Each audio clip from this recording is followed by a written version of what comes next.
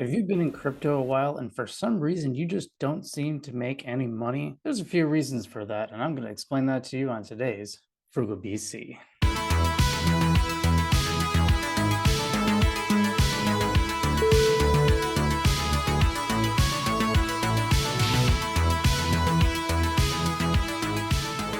Okay, so today I want to talk about some reasons why you are not making money with investments or crypto. I see this is really common. I see this attitude a lot, and I just want to put this out there to help some people so you can actually make money in crypto and investments. These ideas are pretty much universal, so we're going to go through all of them. First one is like you have to get over the fear and greed cycle because a lot of this is psychological. So everyone knows the concept of buy high and sell low, right? Seems simple, but first off, what is high and what is low? Let's look at a chart and kind of demonstrate that. To use this as an example, here's the S&P 500. Let's look at the crash here. As you can see, right now that we're looking at it in retrospect, it looks really obvious where the crash was. But what about when you were here? Is it going down or is it going up? How about here? Oh, it started going back up again. Is it going back up again, or is it just about to fall down again? See, that's the point. You just don't know. So our strategies that we employ are universal, so we don't have to worry about whether it's going to go up and down because we have a plan for it. Okay, so we know what is high and what is low. We know that we're supposed to, when it's high, we're supposed to sell, theoretically, and we know when it's low, we're supposed to buy. So why don't we do that? Well, that all ties into something called the fear and greed cycle. So what is the fear and greed cycle? Well, basically when prices are soaring, you tend to see a lot of greed. And when prices are low, you see the opposite, you see a lot of fear. The problem is that's the exact opposite of the emotion that would actually serve you. Because when prices are low, you should actually be buying, but most people are fearful, so they sell. And vice versa, when prices are going up and up and up, that's when people want to buy in when it's already way too high. I saw this myself in 2017 when I bought into crypto. So I bought crypto in the summer of 2017. I bought Bitcoin, Ethereum, and Litecoin, believe it or not. And all of a sudden it started skyrocketing that winter. And I thought, wow, this is crazy. Then I started noticing some behavior. People were actually borrowing money to buy Bitcoin, borrowing large sums of money that they couldn't possibly afford to pay back to speculate on Bitcoin. I said, oh, this is bad. I saw the signs.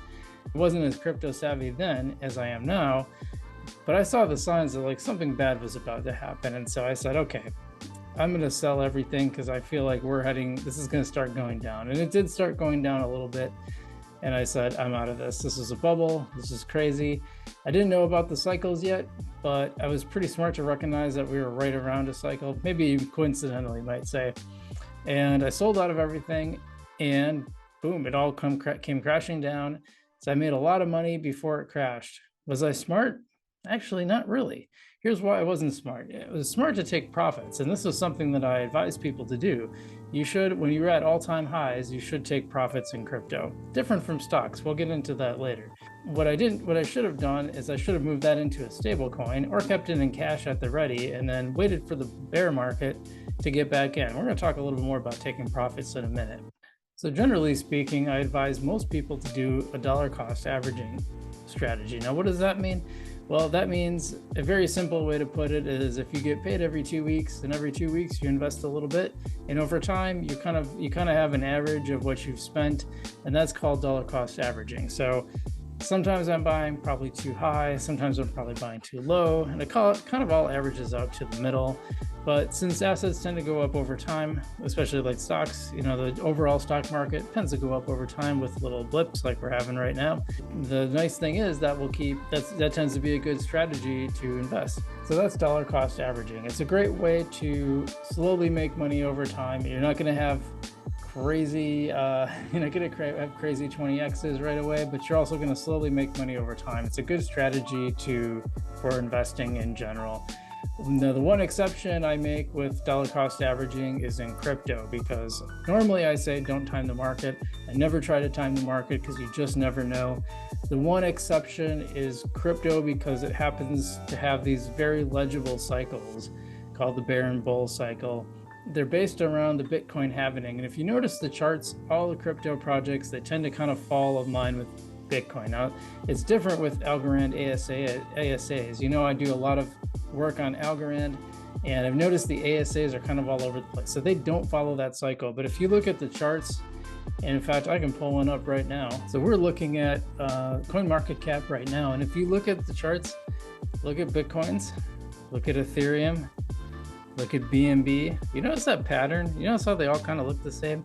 You have to ignore the stable coins, of course. Even when they're actually up instead of down, you can still see the same general pattern. It just kind of went in a different direction with XRP. But Cardano looks the same. Solana looks the same. Dogecoin, Polkadot, even my favorite, Algorand. Same basic pattern. Looks a little bit different. It was actually up.